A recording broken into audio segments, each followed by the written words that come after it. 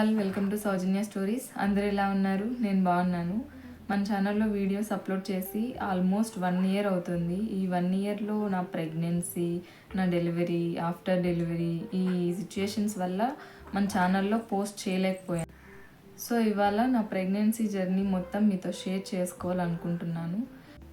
Pregnancy confirmation తర్వాత okay 1 to 5 months నార్మల్గానే ఉండే. అంత పెద్ద పెద్ద ట్విస్ట్లు, టర్నింగ్లు ఏం లేవు నా జర్నీలో.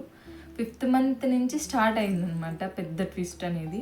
అది మాకైతే పెద్ద షాకింగ్. అనామలీ స్కాన్కి మ్యామ్ సజెస్ట్ చేశారు. అనామలీ స్కాన్ అయ్యింది, రిపోర్ట్స్ వచ్చాయి.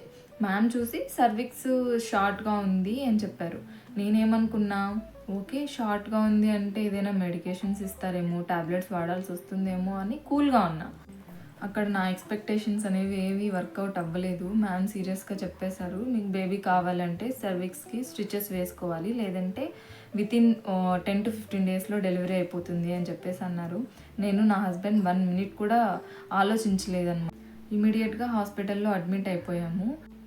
ఒక రోజంతా అబ్జర్వేషన్లో ఉంచారు. బేబీ కండిషన్ ఎలా ఉంది, నేను ఓకేనా అని చెప్పేసి అబ్జర్వేషన్లో పెట్టారు. తర్వాత డాక్టర్స్ వచ్చేసి మేము 100% గ్యారంటీ ఇవ్వలేము, సో బేబీకి ఏమైనా కూడా మేము రెస్పాన్సిబుల్ కాదు అని చెప్పేసి మా దగ్గర సైన్స్ పెట్టించుకుంటున్నారు అనమాట. ఆ సైన్ పెట్టేటప్పుడు రియల్ భయం అనేది నాలో స్టార్ట్ అయింది. అవసరమా, కొంచెం రెస్ట్ తీసుకుంటే సరిపోతుంది కదా అనేసి మైండ్లో చాలా థాట్స్ రన్ అయ్యాయి. ఆ రోజు నైట్ అంతా నాకు నిద్ర పట్టలేదు అసలు. మార్నింగ్ అయింది, డాక్టర్స్ అందరూ వచ్చేసి ఓటీ రూమ్కి తీసుకెళ్ళాలి అని చెప్పేసి సిస్టర్స్కి చెప్పారు. అక్కడ 10 to 15 minutes వెయిట్ చేయించారు బయటే. అప్పుడు డాక్టర్స్ వచ్చేసి ఏం చెప్పారంటే, లేదమ్మా నీకు హ్యాండ్కి అనస్థీషియా ఇవ్వము, క్యాన్యులాకి అనస్థీషియా ఇవ్వము, డైరెక్ట్ స్పైనల్ అనస్థీషియా ఇస్తాము అని చెప్పేసి చెప్పారు.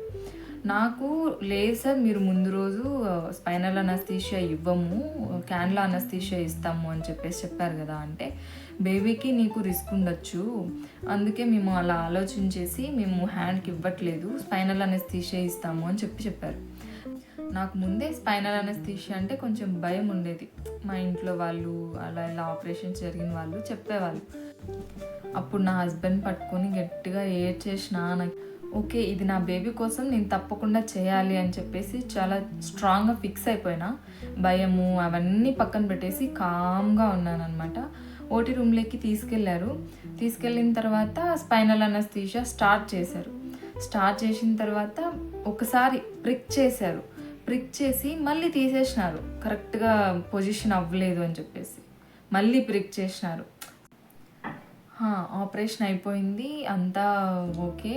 నన్ను ఐసీయూలోకి షిఫ్ట్ చేసి ఒక 5 hours దాకా అబ్జర్వేషన్లో ఉంచిన తర్వాత మళ్ళీ లేబర్ రూమ్కి షిఫ్ట్ చేసినారు.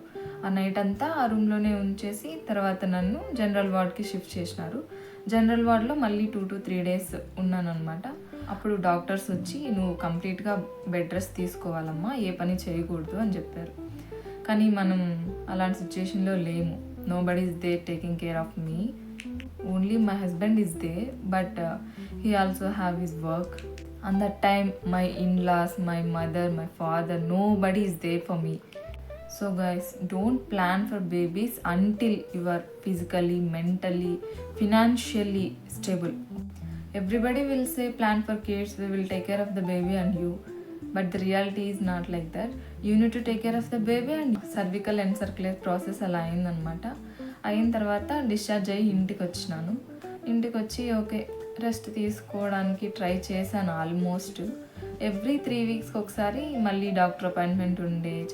ఎంత కష్టం అనిపించినా డాక్టర్ అపాయింట్మెంట్ రోజు మ్యామ్ నీ బేబీ హార్ట్ బీట్ బాగుంది, నీ బేబీ బాగుంది అని చెప్పగానే చాలా రిలీఫ్ వచ్చేది నాకు. ఇలా నా 8 months కంప్లీట్ అయ్యాయి. 9th monthలో డెలివరీకి అమ్మ వాళ్ళ ఇంటికి వెళ్ళాను నేను. అక్కడికి వెళ్ళిన తర్వాత 1 weekలోనే నా డెలివరీ అయిపోయిందనమాట. డెలివరీ రోజు కూడా అసలు అన్ఎక్స్పెక్టెడ్ అది. ఆ రోజు కరెక్ట్గా 12 అయింది. 12 నుంచే నాకు కొంచెం ఏదో అనీజీగా అనిపించేసింది. తర్వాత 1 నుంచి స్టార్ట్ అయింది, నాకు ఫీవర్లా అనిపిస్తుంది, ఫుల్ బాడీ పెయిన్స్. అది నాకు లేబర్ పెయిన్స్ అని కూడా తెలియదు, ఏదో ఫీవర్ వస్తుంది అనేసి అనుకున్నా.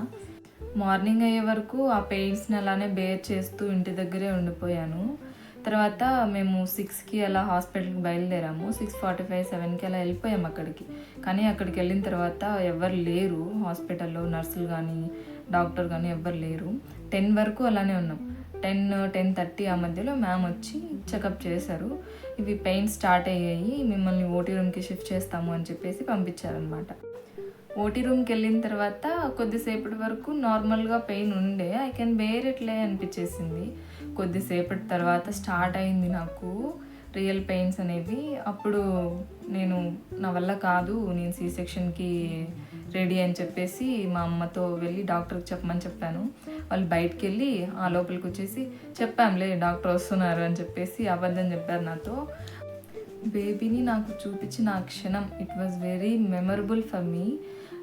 నేను హ్యాపీ, మా ఆయన హ్యాపీ, మా ఇంట్లో వాళ్ళందరూ హ్యాపీ. ఇలా నెక్స్ట్ వీడియోలో నా డెలివరీ తర్వాత ఎలా జరిగింది, ఏం జరిగింది, బేబీని ఎలా చూసుకున్నాము, బేబీ వల్ల మేము ఎలాంటి సిచ్యుయేషన్స్ ఫేస్ చేయాల్సి వచ్చింది అనేసి చెప్తాను.